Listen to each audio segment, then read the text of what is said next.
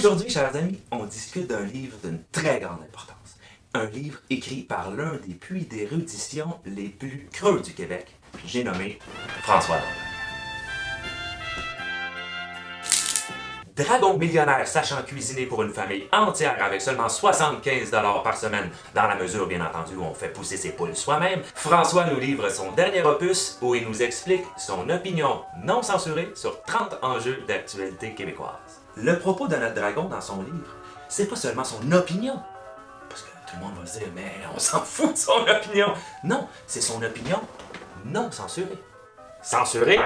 Je vous entends d'ici me dire, ben voyons donc, censurer ce gars-là est sur toutes les tribunes du Québec, puis depuis qu'on sort sur le néolibéralisme au Québec, calé de tabarnak d'asti de marde, pourquoi je dis ça? Pourquoi je dis ça? Eh bien, détrompez-vous, parce que François n'est pas une victime autoproclamée. Non, non, non, il n'est pas du genre à aller sur toutes les tribunes afin de redire qu'il n'a pas assez de tribunes pour dire ce que tout le monde dit sur toutes les tribunes. François est bel et bien victime de censure. Pourquoi? Eh bien, en voici la preuve. Il nous promet 30 opinions et son livre n'en contient que 29. Un mot pour décrire François? Si j'avais à choisir, je dirais pas intelligent, je dirais pas charismatique ou encore moins pertinent. Non, je dirais courageux. En caps lock en plus. Du courage, oui, mesdames et messieurs, parce que ça en prend du courage pour affirmer, comme le fait François, qu'on vénère des personnes qui n'ont rien fait d'extraordinaire dans leur vie, comme Paris Hilton, alors que lui-même, oui, notre François, on s'en rappelle, a été propulsé sur la scène médiatique précisément à cause d'une émission de télé-réalité qui demande fort peu de talent et qu'on appelle un souper presque parfait. Du courage, ça en prend pour dire au petit vieux qu'il faut qu'il travaille plus longtemps alors qu'on prend sa retraite à 42 ans. François, il en a. Ça en prend aussi pour s'opposer à l'équité homme-femme alors qu'on est un homme multimillionnaire. Pour contrer l'évasion fiscale des entreprises, François a des idées de génie. Des idées encore une fois courageuses. La chasse aux évasions fiscales, écrit-il, est presque toujours vouée à l'échec. Pour contrer l'évasion fiscale, il ne faut pas surimposer les entreprises. Il faut donc diminuer les impôts des entreprises pour éviter qu'elles déménagent ailleurs. C'est tout à fait logique. Une solution de génie, mon François. On devrait d'ailleurs appliquer ce type de solution-là à tous nos problèmes. Pourquoi pas légaliser le meurtre afin de faire diminuer le taux de criminalité? Pourquoi pas enlever tous les meubles du salon afin d'éviter de se cogner les orteils dessus? Et pourquoi pas, tant qu'à y être, faire flamber la maison parce que le feu a pogné dans le toaster? Donc, pour lutter contre le travail au noir des pauvres, qu'est-ce que nous propose François? Évidemment, des mesures courageuses. Contrôle, répression et surveillance. Autrement dit, pour les riches, on diminue les impôts, et pour les pauvres, on réprime. Mais bien entendu, le gouvernement n'a pas la force de caractère de François. Il craint les industries du taxi et de la construction et leurs puissants syndicats.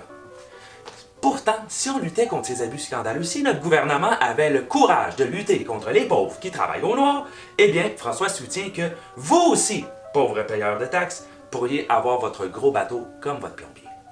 Si vous ne pouvez pas vous payer de bateau, c'est pas à cause des riches ou des amis de Francky. Absolument pas. C'est à cause des travailleurs de la construction syndiqués, des employés de la SAQ qui se traînent les pieds et des plombiers en bateau. Ne nourrissez pas de ressentiment envers les gens qui ont réussi. François nous le dit. Pour réussir, il faut travailler. Point.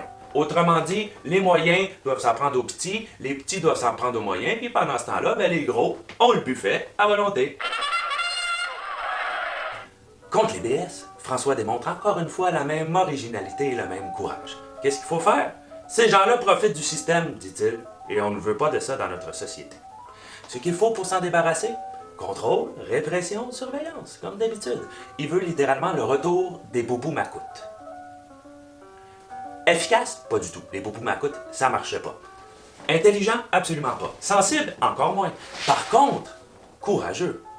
Il faut savoir prendre ses responsabilités, quitte à parfois aller les chercher loin de chez soi. Comme le dit François, si un soudeur habite un endroit qui n'emploie pas de soudeur, eh bien, il peut déménager. C'est simple comme bonjour. T'as qu'à quitter ta femme, quitter tes enfants, quitter ta maison, quitter ta famille, quitter tes amis, quitter ton village natal, mais au moins, tu vas retrouver la dignité du travailleur. Bien entendu, François a aussi le courage de nous parler des syndicats, ce que peu de chroniqueurs font. On le sait bien, personne critique les syndicats au Québec. Il nous dit, quand une entreprise est syndiquée, ce ne sont plus ses dirigeants qui prennent les décisions, mais bien le syndicat. Il ajoute, les syndicats ne devraient tout simplement plus exister, car ils n'ont plus leur raison d'être, non, dans les pays industrialisés. Dans le temps, c'était les compagnies qui exploitaient les travailleurs, mais aujourd'hui, c'est exactement le contraire. Pourquoi? Parce que les patrons sont rendus gentils, tout simplement. Prenez François, par exemple. Ça prend d'ailleurs lui-même à de nombreuses reprises en exemple. Eh bien, François, vous le savez, il est gentil. François est un patron, donc les patrons sont gentils. C'est pas plus compliqué que ça. Les burn-out, l'exploitation, les accidents de travail, les maladies industrielles, le chômage, tout ça c'est terminé. François a d'ailleurs d'autres arguments. Écoutez ça.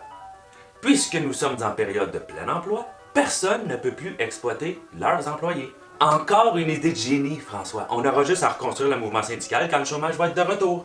Il n'y a jamais personne avec un brin d'intelligence qui a osé avoir une idée aussi originale.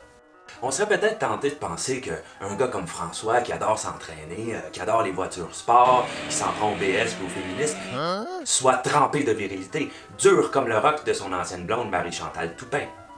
Non, détrompez-vous, François est un gars sensible. On se souviendra, bien entendu, de l'épique épisode de la montre volée de François.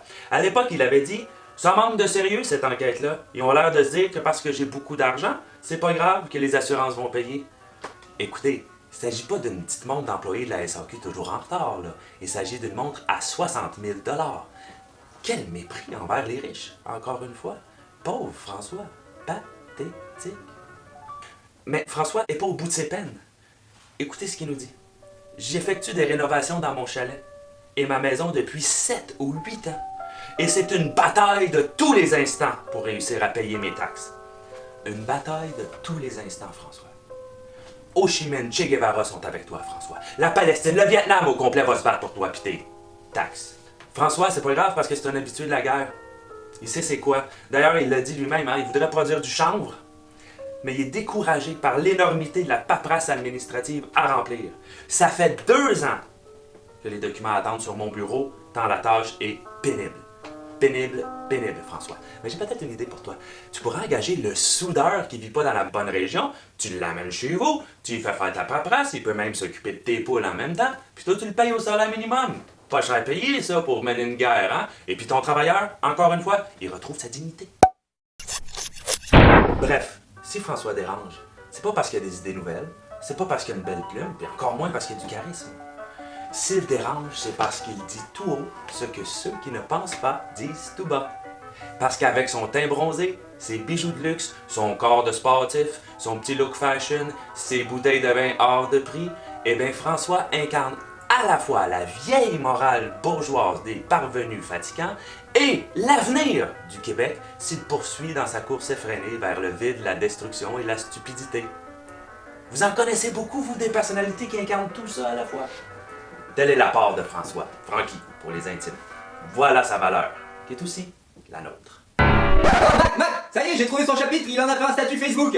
Au nom de la culture, on peut obtenir un financement pour à peu près n'importe quoi. Il dit vraiment ça? C'est vraiment le chapitre censuré. Mais le tweet a lui-même reçu de l'aide financière de la part de la SEDEC, du gouvernement du Québec et du Canada pour financer son livre. On comprend mieux pourquoi il a enlevé son chapitre. On comprend enfin, François.